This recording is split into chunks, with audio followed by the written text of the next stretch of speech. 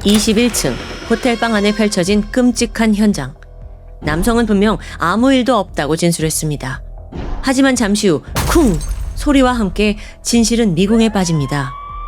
호텔 직원은 그 방에 몇 명의 사람들이 오고 갔다고 기억하는데요. 과연 그날 밤 방에서는 무슨 일이 있었던 걸까요? 안녕하세요. 국내 범죄 사건을 다루는 금요사건 파일 디바제시카입니다. 2024년 4월 9일 오후 20대 딸이 사라졌다는 실종신고가 접수됩니다. 어제 오후 5시에 외출을 했는데 그 뒤로 애가 연락이 없어요. 친구 만나고 금방 온다고 했는데 아무리 연락을 돌려봐도 만났다는 사람이 없더라고요. 사라진 딸은 22살 가명차 씨였습니다. 분명 집에 돌아오겠다라고 말했던 딸은 도대체 어디로 간 걸까요? 성인 여성이 가출이 아니고서는 하루 이상 연락이 안 된다는 건 범죄에 연루되었을 가능성이 높죠.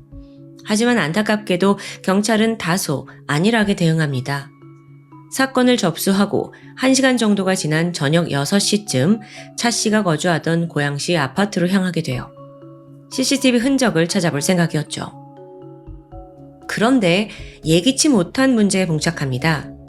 영상을 관리하는 직원이 이미 퇴근한 거예요. 별 수 없이 경찰은 내일 다시 그가 출근할 때까지 기다리기로 했고 13시간이 지난 아침 7시에서야 다시 아파트를 방문합니다. 그제서야 차 씨의 행적을 파악할 수 있었죠. 실종 당일인 4월 8일 오후 5시 차 씨는 집을 나온 후 택시를 탔습니다. 그 목적지는 집에서 40분 정도 떨어진 파주에 있는 레지던스 호텔이에요. 택시에서 내린 후 그 안으로 들어갔는데 이걸 끝으로 행방은 묘연해졌습니다.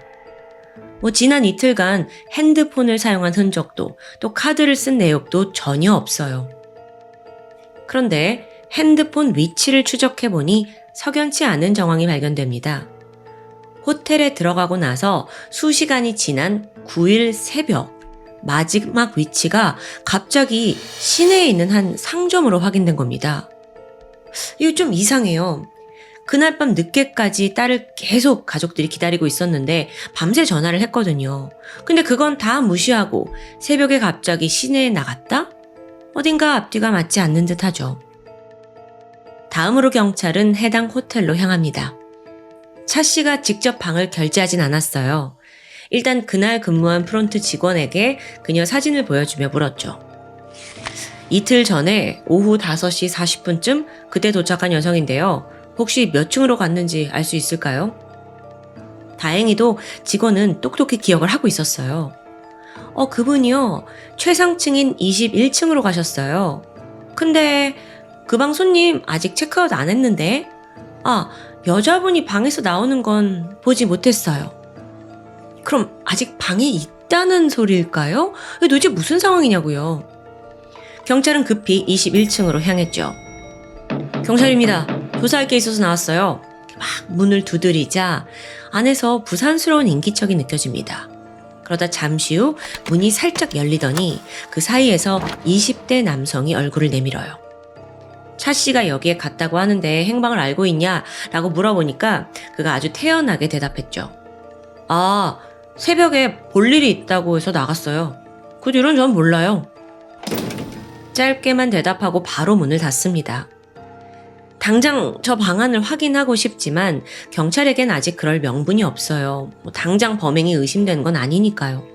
그래서 일단 그의 진술이 사실인지 판단하기 위해선 호텔 CCTV 확인이 필요하겠죠.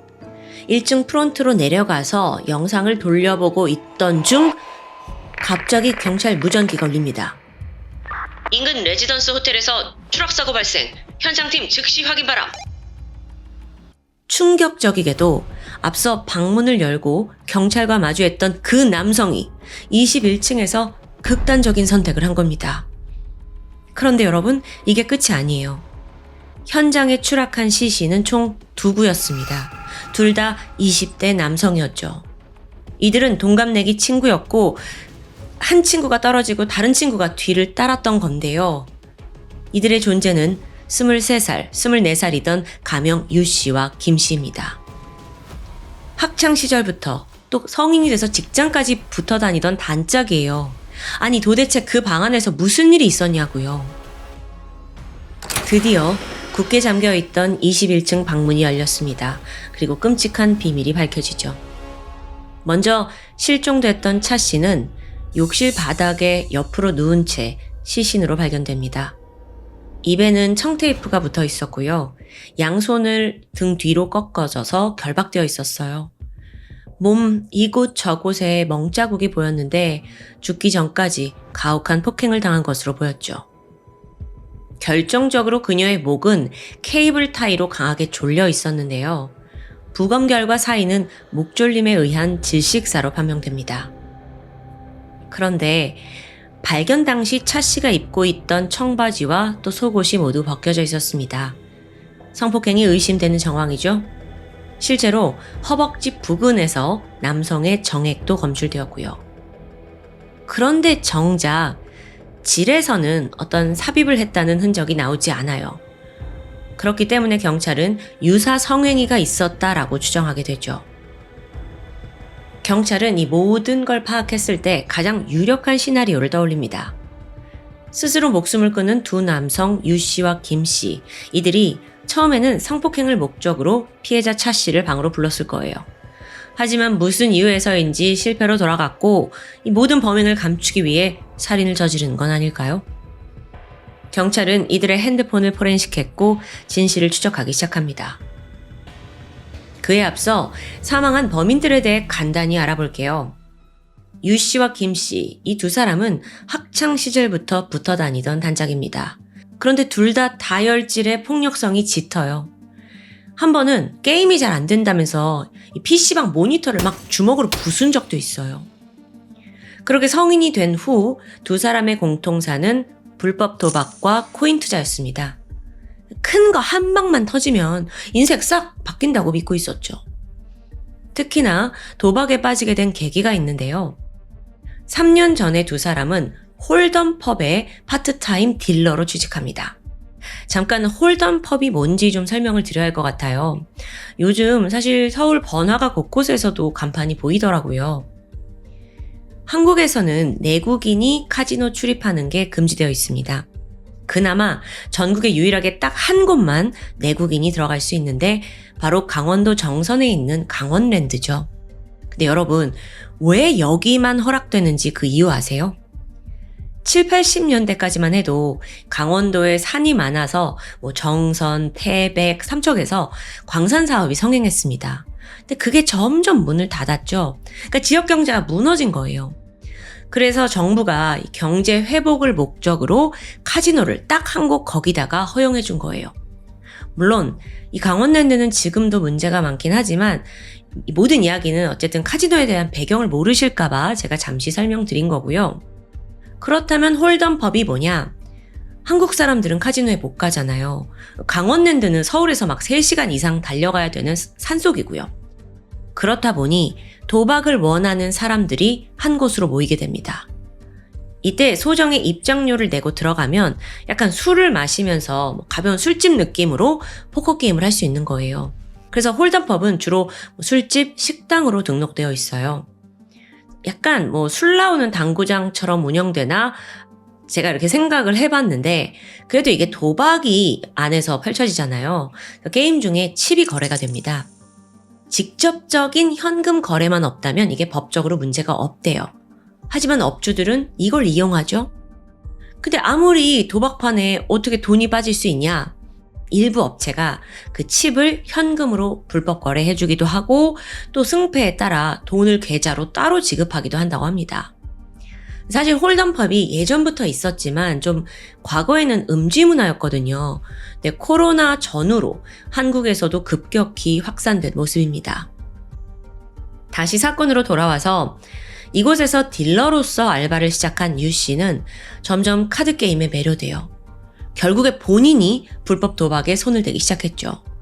한 번만 크게 따면 되니까 그 생각에 빚이 어느새 1억 원에 가까워집니다. 심지어 그때 당시에 막 다들 돈을 쉽게 번다는 코인 투자에도 뛰어들어가지고 그것도 쫄딱 망해요. 그 당시에 유 씨는 이미 결혼을 했고 또 어린 아들까지 있었습니다. 근데 가족에 대한 책임감은 없었던 것 같아요. 여기에 그의 단짝 김 씨, 또 마찬가지였죠. 유 씨 따라서 도박장 다니면서 수천만 원 빚을 졌어요. 이 금액이 점점 일반적인 상식으로는 갚을 수 없는 수준에 이르게 된 거죠. 여기까지 파악한 경찰은 범인들이 돈을 노리고 살인을 계획했다라고 추정합니다. 실제로 이 두 사람의 인터넷 검색 기록을 보니까 백초크 기절, 사람 기절, 극단적 선택 이런 게 남겨져 있더라고요. 또한 범행 전에 청테이프와 케이블 타이도 미리 준비했다는 게 밝혀져요. 가장 제압하기 쉬운 상대를 찾았겠죠? 그렇게 연락처를 뒤지던 중에 우연히 차 씨를 발견한 겁니다. 차 씨는요, 과거 홀덤펍에서 일하면서 만난 동갑내기 딜러예요. 근데 업무 특성상 딜러들은 대부분 밤에 일을 하거든요. 그만큼 일당도 높고요. 차 씨 역시 하루에 15만 원 이상 페이를 받았는데 이게 사실 20대 초반 알바치고는 상당히 높은 금액이죠. 그러니 모아둔 돈이 있을 테고 개인적인 친분도 있으니 방으로 끌어들이기 쉽다고 생각한 것으로 보입니다. 사건 당일이던 4월 8일 오후 4시 유 씨와 김 씨는 미리 예약해둔 레지던스 호텔로 도착합니다. 여기서 앞으로 이틀간 머무르면서 범행을 저지를 생각이었죠. 그들이 챙겨온 28인치 여행용 가방에는 청테이프와 케이블 타이가 잔뜩 담겨 있었어요. 잠시 후에 이들은 차 씨에게 메시지를 보내는데요. 야, 오랜만. 나 얼마 전에 비트코인으로 완전 대박 쳤잖아. 방 잡았는데 올래? 내가 술 쏠게. 같이 놀자. 이 문자를 차 씨는 대수롭지 않게 여겼어요. 오랜만에 직장 동료를 만나서 또래들처럼 놀 생각이었죠. 외출 준비를 했고 1시간 뒤 호텔로 향합니다. 21층에 올라가서 방문이 닫힌 후 그녀는 전혀 예상치 못한 끔찍한 죽음을 맞이한 겁니다. 그리고 두 공범마저 그 어떤 처벌도 조사도 없이 무책임하게 생을 마감했고요. 사실상 방 안에 있던 사람이 모두 사망했기 때문에 그 안에서 어떤 일이 있었는진 정확히 알 수 없습니다. 경찰은 아마도 차 씨가 방에 들어가자마자 제압을 당했을 것으로 추정해요. 돈을 갈취하기 위해 폭행을 저질렀고 급기야 유사 강간까지 저지른 거죠. 자, 그런데 돈이 목적이었다면 왜 살인까지 저지른 걸까요? 이게 풀리지 않는 의문으로 남아있어요. 공범들은 그날 차 씨를 결박하고 나서 의외의 행동을 보입니다. 같은 공간에서 이 둘이서 메시지로 대화를 나눈 거예요. 핸드폰에 그게 남아있는데 죽일까? 그래. 아니 바로 옆에 있으면서 왜 굳이 메시지로 의사를 전달했냐? 여기에 대해 전문가는 심리적 거리두기라고 분석합니다. 일반적으로 살인 같은 극단적인 행동을 할 때 인간은 심리적인 어떤 강한 저항을 느껴요. 이런 현실감을 줄이기 위해서 직접 말로 하는 것보다 좀 감정이 배제된 메시지를 선호하게 되는 거죠. 그 대표적인 예가 온라인 악플이라고 볼 수 있고요. 사건으로 돌아와서 짧은 동의를 구하고 나서 범인들은 피해자 목에 케이블 타이를 묶고 힘껏 잡아당겨 살해합니다. 그런데요, 여러분, 이 사건 아직 끝이 아닙니다.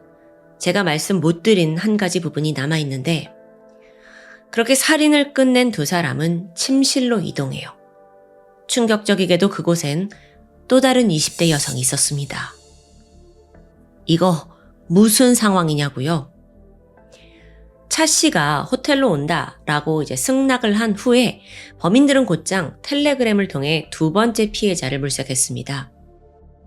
마치 여성 딜러를 모집한다는 듯 가짜 구인글을 올렸고요. 안타깝게도 여기 양 씨가 걸려들어요. 밤 10시 호텔에 오라고 지시를 했고 수원에 살던 그녀는 호텔이 있는 파주까지 1시간 반 이상 거리를 달려오게 된 거죠. 이게 알바 구인이었는 줄 알았으니까요. 그리고 호텔에 들어간 직후 그녀 또한 목 졸려 살해당합니다. 즉 이 사건 한 방에서 2건의 살인이 발생했던 거예요. 그런데요, 두 번째 피해자에겐 한 가지 특이점이 있었습니다.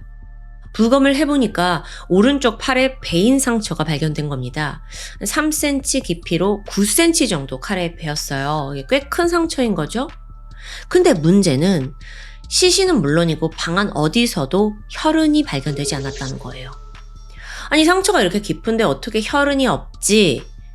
여기서 경찰은 범인들이 사후에 토막을 내려 한 것으로 추정합니다. 과도로 시신을 처리하려고 했지만 실패한 거예요. 그런데 여기까지 들어보면 아니, 돈 때문에 여자들을 불러들였던 그들이 왜 두 번째로 온 양 씨까지 살해를 한 걸까요? 사실 범인들은 분명 그녀에게서 돈을 뺏으려 했어요. 핸드폰으로 그녀인 척 이렇게 문자를 보냈더라고요. 오빠, 제가 일을 하다가 실수해서 600~700만 원이 필요해요. 이거를 이제 그 양 씨 지인한테 보낸 거죠. 근데 지인이 이걸 보고 수상함을 감지합니다. 평소 말투도 아니고 또 얘가 평소 오빠라고 부르지도 않았거든요. 그래서 사친이라고 확신을 해서 바로 거절을 했는데 그러자 모르는 번호로 바로 전화가 걸려왔어요. 웬 남자가 지금 양 씨가 굉장히 곤란한 상황에 처했다. 구구절절 돈이 필요하니 좀 보내달라라고 하는데 지인이 거듭 거부합니다. 그러자 순순히 전화를 끊었다고 해요. 그러니까 그 방 안에서 분명 공범 둘이서 돈을 요구했던 건 맞아요. 그런데 또 의문이 들어요. 아니, 돈이 목적인데 왜 이렇게 피해자들을 빨리 살해한 거냐고요. 카드나 통장 비밀번호 알아내고 현금 빼낸 후에 살해하는 것도 맞잖아요. 근데 범인들한테는 그녀들을 죽이는 게 먼저였어요. 또 한 가지, 그 첫 번째 피해자 핸드폰 위치가 새벽에 갑자기 시내로 확인된 부분 있잖아요. 그것도 이유가 밝혀집니다. 새벽 5시쯤 공범들이 그 핸드폰 들고 PC방에 가서 게임을 즐겼던 거예요. 추정컨대 이때 피해자들의 핸드폰을 중고로 팔았을 거예요. 그럼 적어도 한 100만 원 정도를 얻었겠죠? 근데 100만 원? 그 돈은 딜러로 일하면 일주일이면 벌 수 있는 돈입니다. 고작 그걸 위해 이렇게 2건의 살인을 저질렀다라고 하기에 어딘가 앞뒤가 맞지 않는 거죠. 사실 이 사건 의문점은 더 남아 있습니다. 두 범인은 사전에 범행을 철저히 계획했어요. 인터넷 검색하고 케이블 타이, 청테이프 다 구매했잖아요.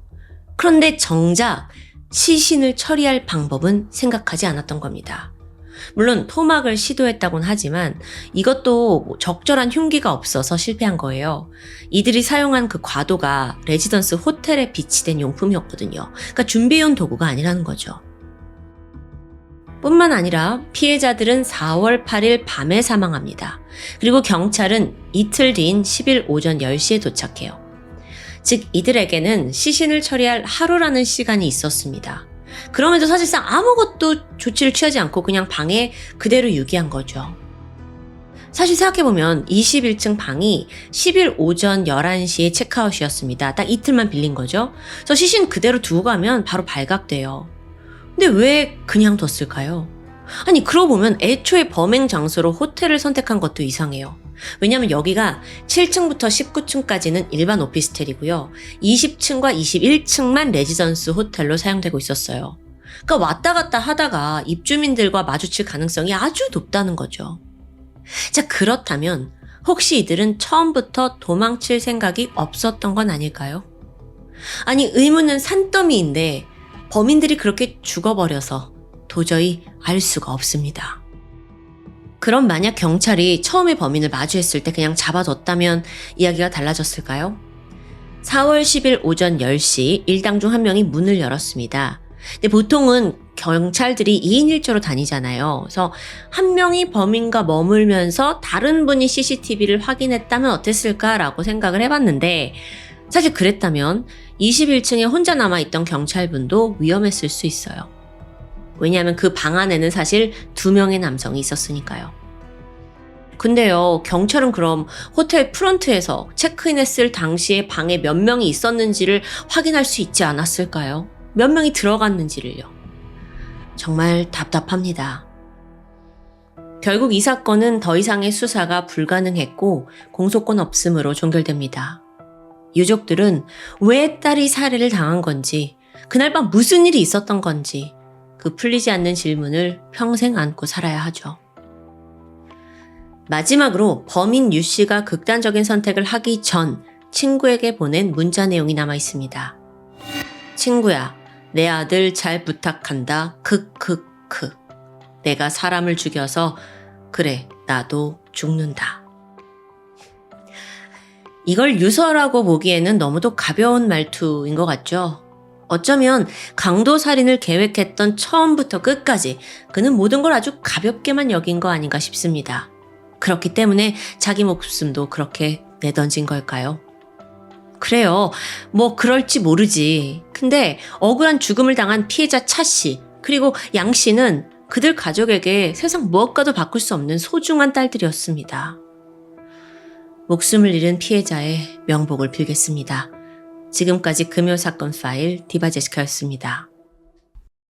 2010년 6월 14일 오전 10시 경기도 평택의 한 아파트 12층에서 아이고, 한 중년 남성이 다급한 걸음으로 복도를 지나가고 있었습니다. 그는 20살 대학생 딸을 둔 아버지 공 씨였죠. 그날 아침 내내 집에 있는 딸에게 전화를 걸었는데 어쩐 일인지 받질 않아요. 딸의 이름은 가명 공현주양으로 부르겠습니다. 사실 연락이 끊긴 건 채 1시간 정도였는데 아버지는 이상할 정도로 마음이 불안했습니다. 유난이라고 생각할 수도 있지만 그저 빨리 집에 가봐야겠다는 생각뿐이었죠. 잠시 후 현관문을 열면서 아버지는 딸을 불렀습니다. 현주야, 현주야! 그런데 집 안에서는 정적만 감돌았죠.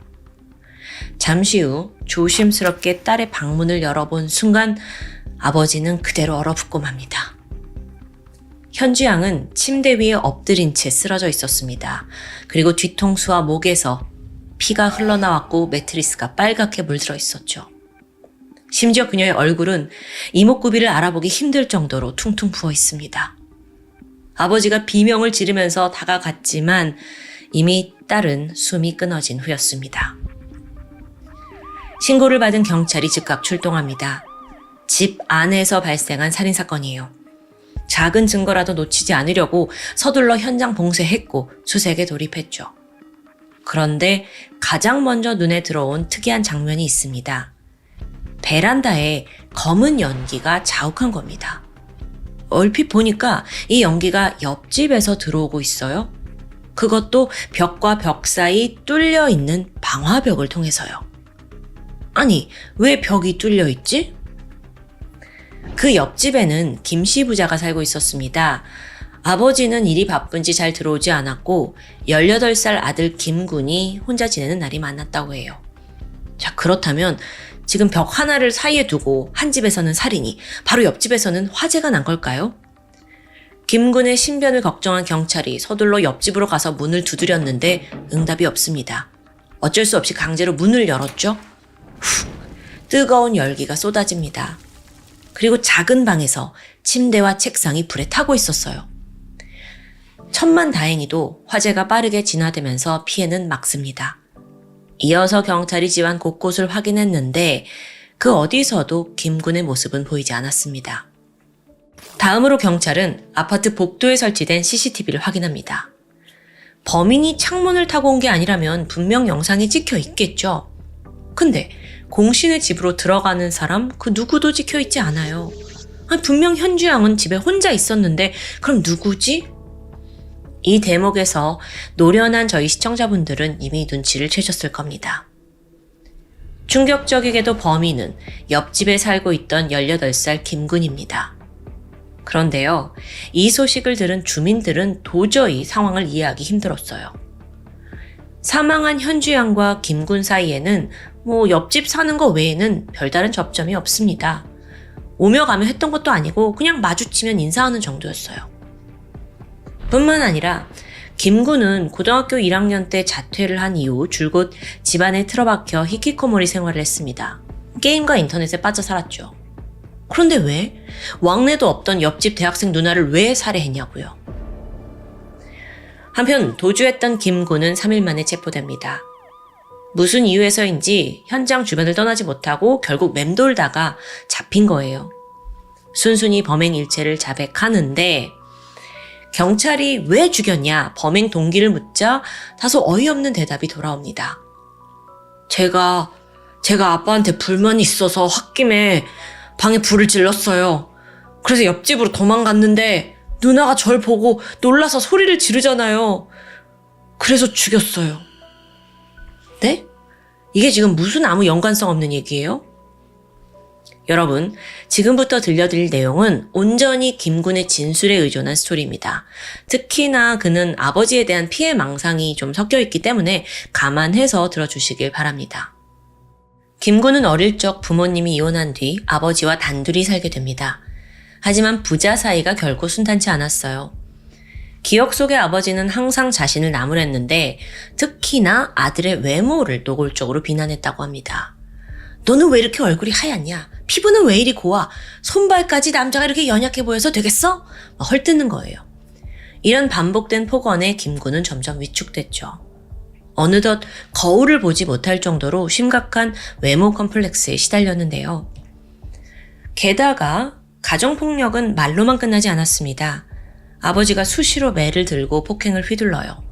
그러니까 김군한테는 아버지가 자기를 괴롭히는 괴물이자 증오의 대상이 되어가고 있었던 거죠.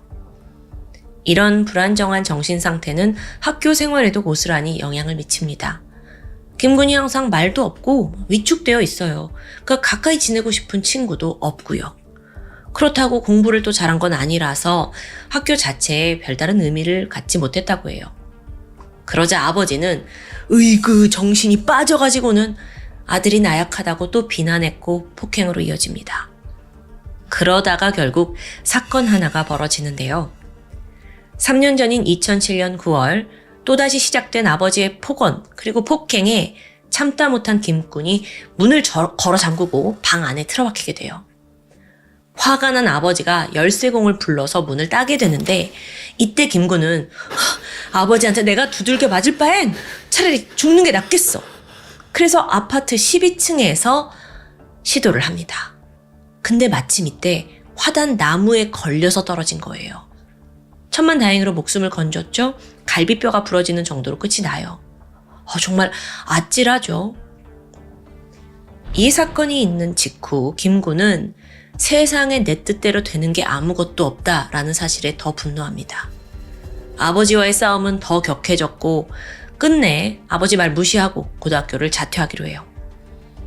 2010년 3월 아버지는 또다시 아들에게 손찌검을 했습니다. 근데 이제 18살이나 된 김군 또한 지지 않아요. 그걸 막 공격적으로 나왔고 죽여버리겠다면서 소리를 질렀죠. 이런 날뛰는 아들을 보다 못한 아버지는 질린다 난 더 이상 못 버티겠다 하면서 짐을 싸가지고 회사 기숙사로 거처를 옮겨갑니다. 그렇게 김군은 혼자 남겨진 거죠. 아버지가 한 달에 한 번 생활비 겸 용돈으로 돈을 보내줬다고 해요. 하지만 부자 사이에 연락은 일체 없었고요. 그런 상황이 된 지 3개월 만에 살인사건이 발생한 겁니다.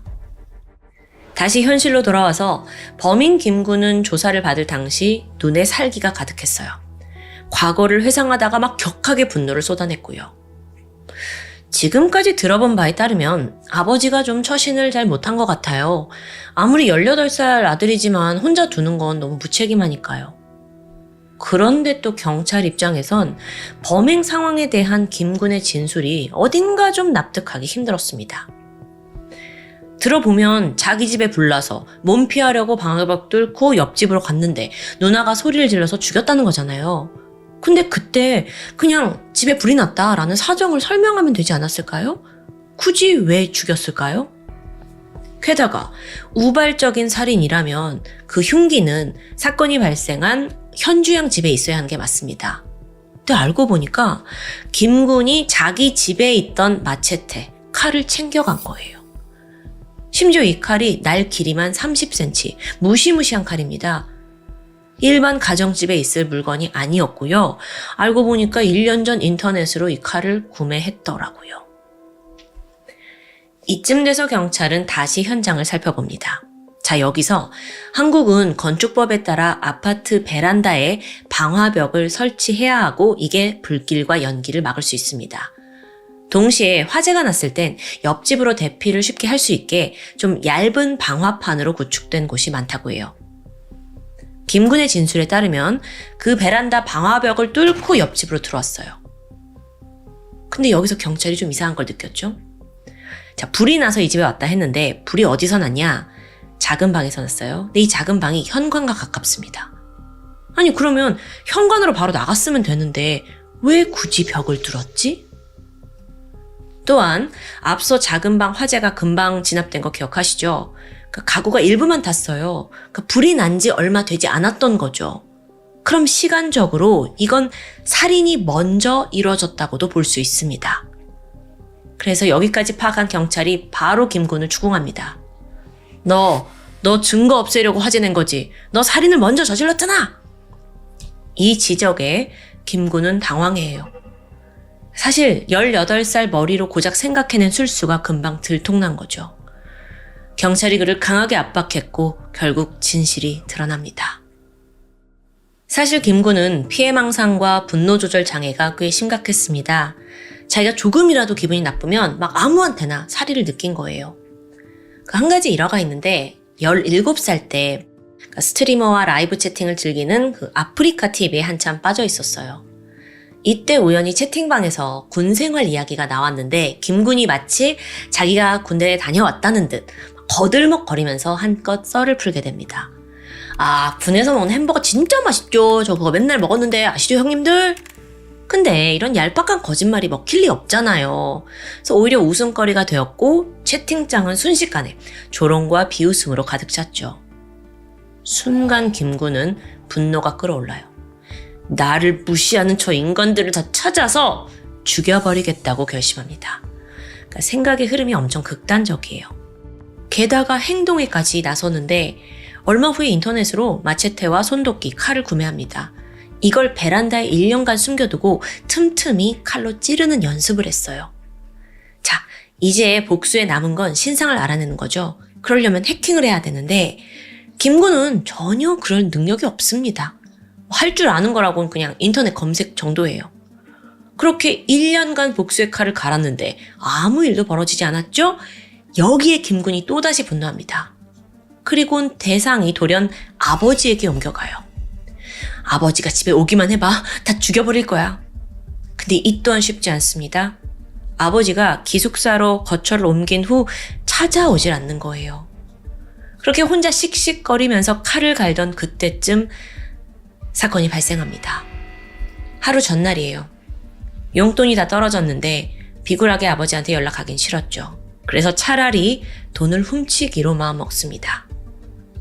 이때 생각난 게 있는데 전에 TV에서 베란다 방화벽에 대해 본 적이 있어요. 그걸 뚫고 옆집으로 가볼까? 그렇게 김군은 오후 1시부터 소리가 나지 않게 조금씩 방화벽을 뜯어냅니다. 이 작업을 밤 9시까지 해요. 그리고 드디어 몸이 들어갈 정도의 구멍이 만들어졌고요. 사건 당일 아침 9시 그는 분홍색 반팔티를 입고 칼을 챙겼습니다. 마체테요. 그리고 잠시 후 그 구멍을 통해 너무도 쉽게 옆집으로 침입할 수 있었죠. 베란다를 넘어서 거실 안으로 가보니 내부는 조용합니다. 아무도 없구나. 안심한 그는 들고 온 마체테를 잠시 소파 위에 올려두고 경계를 풀면서 거실을 쭉 둘러봐요. 돈이 좀 될 만한 물건을 찾으려고 여기저기 뒤지고 있던 중이었는데 작은 방 침대에 누워있던 현주양이 이 광경을 목격합니다. 집에서 자다가 일어났는데 웬 남자가 어슬렁거리고 있는 거예요. 너무 놀라서 비명을 크게 질렀죠? 이때 당황한 김군이 바로 그녀를 덮치더니 얼굴을 잡고 주먹으로 마구 폭행해요. 김군 입장에서는 목격자가 있다는 게 너무 두려웠던 거예요. 그런데 그렇다고 살려둘 수도 없었죠. 그래서 재빨리 거실로 가서 마체테를 들고 오더니 주저없이 현주양의 머리에 내려찍었습니다. 몸을 떨던 현주양은 잠깐의 경련 끝에 결국 목숨을 잃고 말았죠. 그 순간 얼마나 무섭고 또 고통스러웠을까요? 그런데요, 여러분, 범인의 생각은 우리와 전혀 달랐습니다. 피해자를 죽이는 순간 김군이 느낀 건 가슴속에 품고 있던 그 살인 계획이 드디어 성사되었다. 아주 후련한 느낌이었어요. 나도 해냈다. 나를 무시하고 비웃던 그들에게 내가 복수했다. 이런 느낌이요.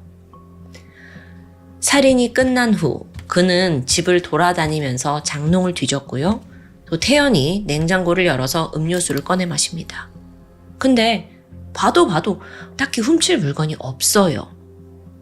이후에 그는 정말 비상식적인 행동을 보이는데 그 집에서 피 묻은 옷을 벗고 샤워를 합니다.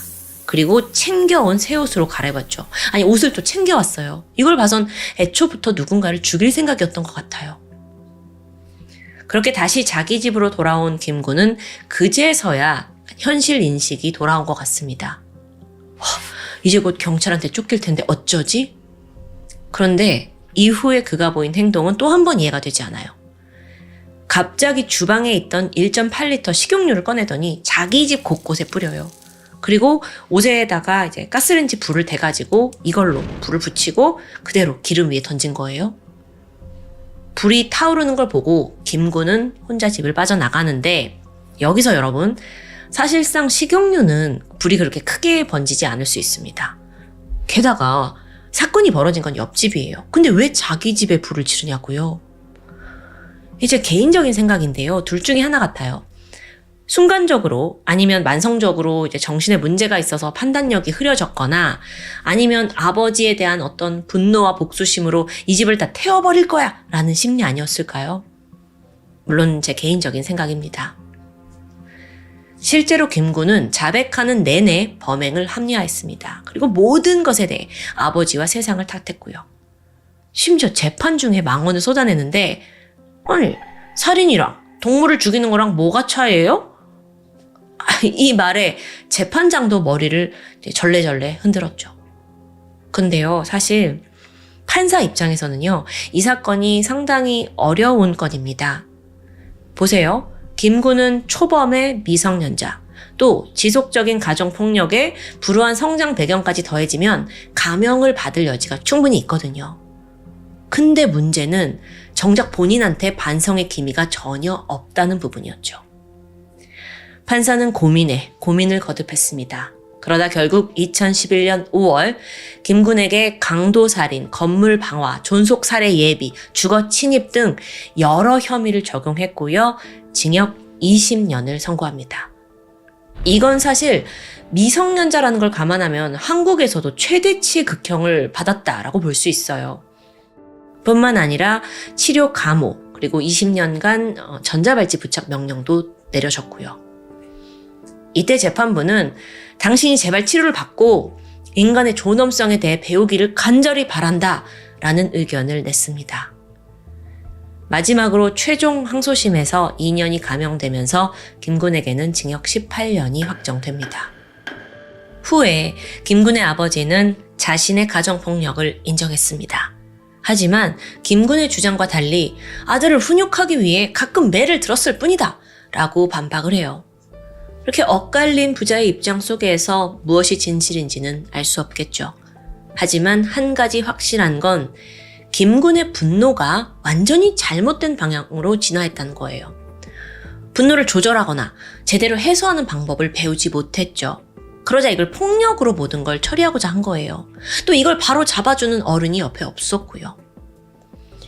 그렇게 김군과 아버지의 증오 가득한 관계 속에서 애꿎은 옆집 대학생 누나 공양이 무고한 피해자가 되었습니다. 현재 감옥에 갇혀있는 김군, 18년을 고스란히 복역했다면 이제 사회에 나올 날이 몇 년 남지 않았습니다. 지금쯤 그는 인간의 존엄성을 아는 사람이 되어 있을까요? 마지막으로 너무도 허망하게 딸을 잃게 된 공양의 가족들에게 위로의 말을 전하고 싶습니다. 지금까지 금요사건 파일 디바제시카였습니다.